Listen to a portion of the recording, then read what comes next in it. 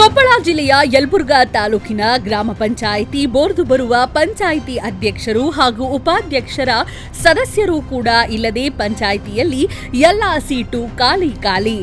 ಇನ್ನು ನಿತ್ಯವೂ ಪಿಡಿಒ ಇರದೆ ಇವತ್ತೊಂದೇ ದಿನ ಗ್ರಾಮ ಪಂಚಾಯಿತಿಯಲ್ಲಿ ಕಾಣಿಸಿಕೊಂಡ್ರು.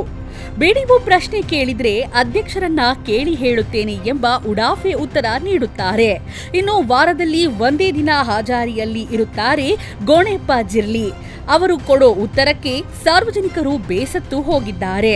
ಇವರ ಮೇಲೆ ಕಾನೂನು ರೀತಿಯ ಕ್ರಮ ಕೈಗೊಳ್ಳುತ್ತಾರಾ ಮೇಲಧಿಕಾರಿಗಳು ಕಾದು ನೋಡಬೇಕಿದೆ.